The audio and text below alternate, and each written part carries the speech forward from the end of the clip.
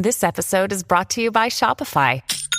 Forget the frustration of picking commerce platforms when you switch your business to Shopify, the global commerce platform that supercharges your selling wherever you sell. With Shopify, you'll harness the same intuitive features, trusted apps, and powerful analytics used by the world's leading brands. Sign up today for your $1 per month trial period at shopify.com/tech, all lowercase. That's shopify.com/tech.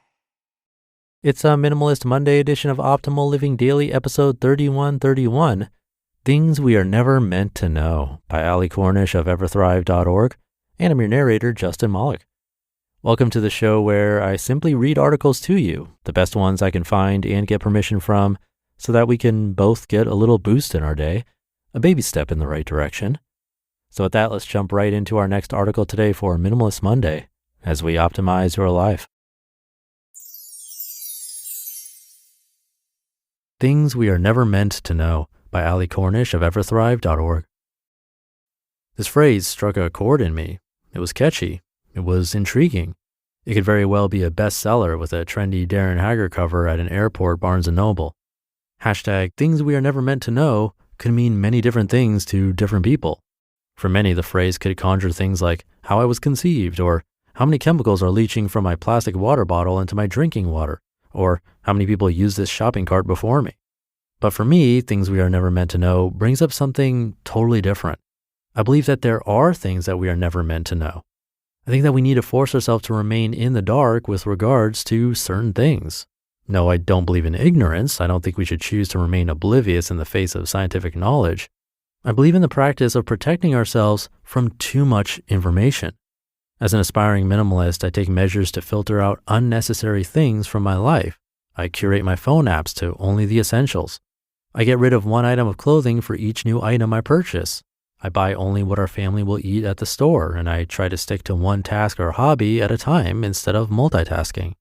I filter out the essential from the too much. Here are some examples of my sources of too much. Maybe you can relate?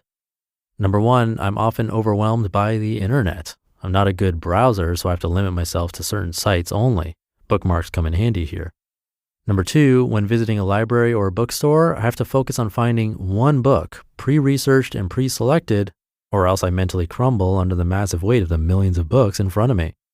Number three, I can't go to large grocery stores. There are just too many products. I prefer going to smaller grocery stores where there are only one or two types of ketchup instead of 21. Number four, when I look up at the night sky, I'm overcome by the fact that each star is the center of its own galaxy, and that I'm just a tiny speck of dust on a planet within one of those galaxies. I can't cope with the reality that I'm basically inconsequential, so I don't allow myself to drift into existentialist thought too often. Number five, being the mother of a toddler, I always keep my eye open for things that could ignite a tantrum. Therefore, I try to keep a tidy home and store all the trigger items away: computer mice, measuring tape, compelling kitchen tools, phones, and other personal technology. I also keep my son's toys and books organized and only have a small amount available for him. Too much can be mentally and physically damaging. All day long, we encounter data. We are offered more TV channels, more sources of celebrity gossip, and more products promising happiness and everlasting youth than ever before. We are persuaded to Netflix and chill in our downtime. Binge watching has been normalized. Even Disney tells us it's okay. Society says you always must be plugged in. To use the language of this digital age, people only have so much bandwidth. When offered too much data or irrelevant data, our systems can overload, resulting in errors.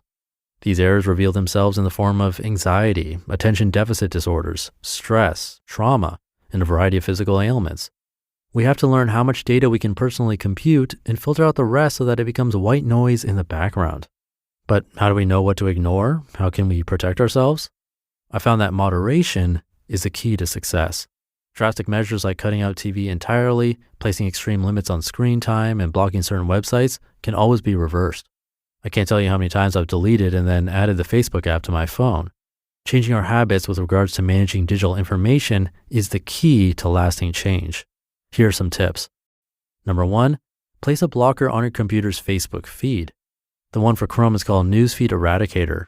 This way you can check Facebook but not be devoured by the bottomless pit that is the newsfeed. Alternatively, you can bookmark your Pages feed to show only the pages and groups you follow, bypassing your newsfeed altogether. Number 2, unfollow people and pages that don't serve you. In the natural world, people and acquaintances come into our lives for a reason and leave in the same way. We are never meant to know what our friends are doing all the time. By unfollowing, we can protect ourselves from the danger of comparison. Additionally, we can also conserve energy wasted on things that we were never meant to know, such as what route did John take for his morning jog yesterday? This frees up mental capacity to use for the things that matter most. Number 3, unsubscribe from email lists. You can usually do this from your email client. I'm old school and use Hotmail where it's easy to filter out unnecessary subscriptions. Number 4, avoid unnecessary sources of celebrity news and gossip. We are never meant to know what Chrissy Teigen is cooking. She's great and our kids are super cute, but we shouldn't have to create a spot in our brains to log her family's activities, although she wants you to. And number 5, place realistic limits on social media time. This can be tough if your job requires a social media presence. My current conundrum is Instagram. Instagram stories offer a big distraction to users since it isn't necessary to toggle or scroll to the next story. They just keep on going. Is there a way to block the steady stream of stories? If you know the answer, please share. There really are things we are never meant to know. Aside from how many microscopic organisms are living in our living room carpets, there are other intangible things we don't need to be aware of. Too much unnecessary data consumption can disrupt our lives, steer us away from our goals, and make life harder. When we practice self-control, moderation, and cultivate good habits around data consumption, we can more easily live our lives and achieve our goals. You just listened to the post titled, Things We Are Never Meant to Know by Ali Cornish of Everthrive.org, and I'll be right back with my commentary. Being in control of my health means being super mindful of what I put in my body, which is why I'm so excited to tell you all about Thorne. Thorne takes a personalized and scientific approach to health and wellness with their supplements. They manufacture all their supplements in the US using top-notch ingredients sourced globally. Plus, they team up with leading medical professionals to bring highly effective nutritional supplements to over 5 million customers, 47,000 healthcare pros, and 100 plus pro sports teams, including multiple US national teams. I got their product GI Relief, which has ingredients shown to help gastrointestinal discomfort, and it's helping me. And I particularly love that all the Thorne supplements I checked, which were independently tested, were approved or even ranked as the lab's top choice. Give your body what it really needs with Thorne. Go to thorne.fit/optimal and use code OPTIMAL for 10% off your first order. That's THORNE.fit/optimal, code OPTIMAL for 10% off your first order. Thorne.fit/optimal, code OPTIMAL. These statements have not been evaluated by the Food and Drug Administration. This product is not limited to diagnose, treat, cure, or prevent any disease. Thank you to Ali. An interesting list that she put together of sources of too much for her. I've never thought about how existentialist thought could be a bit overwhelming, but I get where she's coming from. When it comes to libraries and grocery stores, I'm the same way. Actually, pretty much any store. It's incredibly rare that I'll go to a store without a specific agenda in mind. For libraries, I already have a book or topic that I'm looking for. And then with groceries, I always have a list. Clothing stores, I know what I want to buy. And this comes naturally to me. Personally, I don't get a lot of pleasure out of window shopping, but that's just me. You could be different, and that's totally okay.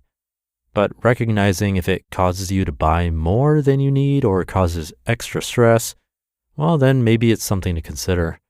I do agree that too much can be mentally and physically taxing, so anywhere that we can take a baby step in the right direction is a great place to start. So with that, do take that baby step today. Have a great start to your week, and I'll see you tomorrow where your optimal life awaits.